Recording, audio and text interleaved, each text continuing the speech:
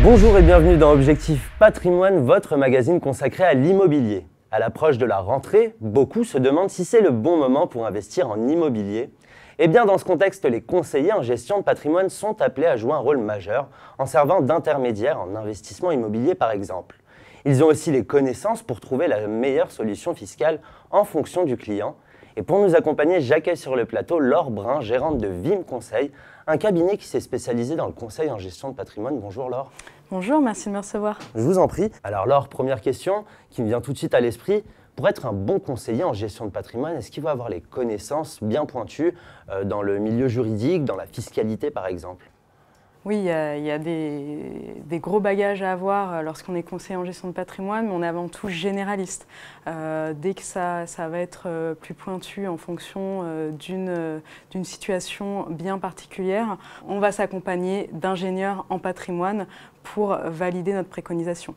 Bon alors, si vous le permettez, vous n'avez pas tout de suite commencé dans le conseil en gestion de patrimoine. Parlez-nous un petit peu de votre parcours.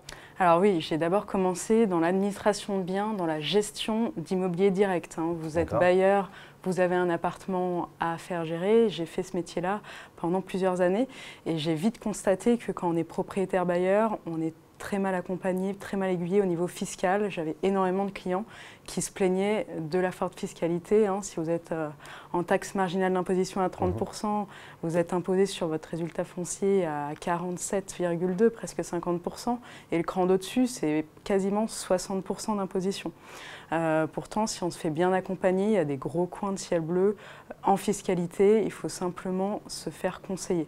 Donc l'idée a mûri et on a décidé d'accompagner nos clients et on a créé Vim Conseil pour les accompagner au mieux. Alors on va rentrer dans le vif du sujet. Quel produit choisir en immobilier pour faire le bon investissement ? Alors en immobilier, il y en a pour tous les goûts. Il y en a pour le bricoleur qui aime faire les travaux ou gérer des chantiers. Il y en a pour le fiscophobe et puis il y en a également pour celui qui veut absolument pas s'en occuper. Le bon investissement, avant tout, il faut mettre à plat ses charges du quotidien, regarder sa capacité d'endettement si vous achetez à crédit. Vous anticipez également votre investissement. Qu'est-ce que vous faites dans les 10 ans ? Quelle est la stratégie? Quelle est la fiscalité appropriée? Et quel est le critère indispensable? Alors le critère indispensable, évidemment, dans l'immobilier, c'est l'emplacement. L'emplacement, vous allez... Alors il y en a certains qui vont aller sur des sites d'annonces gratuites tester un petit peu le marché. Donc c'est une méthode. Maintenant, vous n'allez pas avoir la réelle, les dossiers de solvabilité sous les yeux des candidats locataires. Le conseil chez Vim Conseil, c'est de s'adresser à des conseillers en gestion de patrimoine qui proposent également la gestion locative. Donc c'est le cas de Vim Conseil, c'est mon premier métier, donc je suis très à l'aise avec ça. Et quand vous avez un conseiller en gestion de patrimoine qui propose la gestion locative, vous allez forcément avoir un engagement de sa part sur le marché locatif. On ne va pas se tirer une balle dans le pied et proposer un appartement difficile à louer. Alors, du coup, quelle est l'astuce pour s'assurer qu'il y ait une réelle demande sur le marché ? Il faut s'adresser à un conseiller en gestion de patrimoine qui propose également la gestion locative du bien. Par ce biais-là, vous allez avoir un véritable engagement du conseiller en gestion de patrimoine sur le marché locatif. Donc un Pinel aujourd'hui, par exemple, vous achetez un appartement à 200 000 €, c'est pendant 9 ans 4 000 € de réduction d'impôt et ensuite les 3 années suivantes 2 000 € de réduction. Autrement dit, ça fait sur notre exemple de 200 000 € d'achat pour par exemple un appartement, vous avez 42 000 € de réduction d'impôt. Et ça fait une bonne économie. Voilà. Alors attention, le Pinel n'est pas adapté à tous les profils. Il faut bien se faire accompagner pour vérifier que ça soit adapté à votre profil. Maintenant, au-delà du gros avantage de la réduction d'impôt, vous avez également des frais de notaire réduits. En moyenne, on constate que sur un achat lambda, vous avez à peu près 7,5-8% de frais de notaire. Sur un Pinel, donc en neuf, vous allez être autour de 2,5%.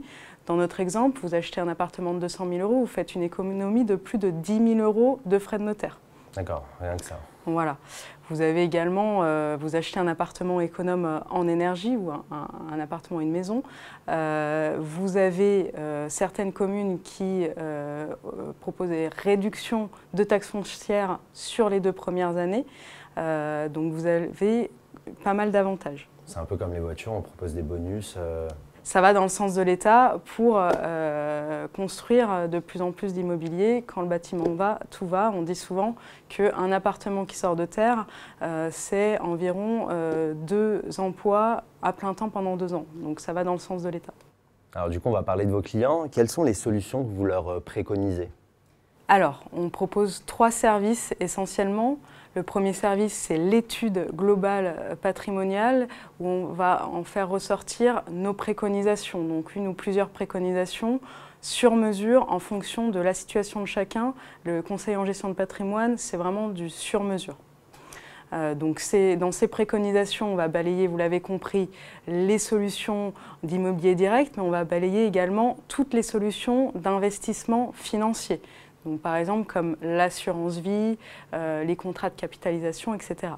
Alors évidemment, notre conseil premier, c'est la diversification pour diversifier le risque. Et on va, par exemple, proposer dans l'enveloppe assurance vie une diversification avec, on va faire le travail du courtier en recherchant le meilleur fonds euro au sein du contrat d'assurance vie le mieux adapté. Et puis, par exemple, on peut même mettre de l'immobilier dans notre enveloppe assurance vie. Donc, c'est une gamme très large que l'on va le proposer. Le second service, c'est on a un service de courtage, c'est-à-dire que lorsqu'on préconise une solution immobilière, on va aller rechercher le meilleur financement sur toute la France, le meilleur taux, le meilleur prêt sur toute la France. Et puis le troisième service, c'est qu'on fait un suivi dans le temps. On va faire un point annuel pour vérifier que les objectifs sont toujours d'actualité et s'il n'y a pas de nouvelles préconisations à faire. Donc là, si je résume bien, le conseiller en gestion de patrimoine propose des solutions sur mesure. Mais alors du coup, concernant Vim Conseil, comment arrivez-vous à vous démarquer de vos confrères ? Alors, Vim Conseil, c'est une société capitalistiquement indépendante. C'est-à-dire que Vim Conseil n'a aucun lien avec quelque filiale que ce soit, ni avec une banque, ni avec une assurance, ni avec une maison de gestion. C'est-à-dire qu'on va être entièrement libre dans nos préconisations et c'est important pour le client de pouvoir s'adapter à la meilleure offre au moment de la préconisation. Donc aucun partenariat? On est libre. D'accord. Alors si on se tourne vers l'avenir, qu'est-ce qu'on peut vous souhaiter pour Vim Conseil ? Alors, toujours se développer encore plus et puis se faire encore plus recommander par nos propres clients. Alors merci Laure de nous avoir accompagnés, d'avoir accepté notre invitation. Merci à vous. C'est la fin de l'émission, merci de nous avoir suivis. On se retrouve très prochainement pour un nouveau numéro d'Objectif Patrimoine. À bientôt.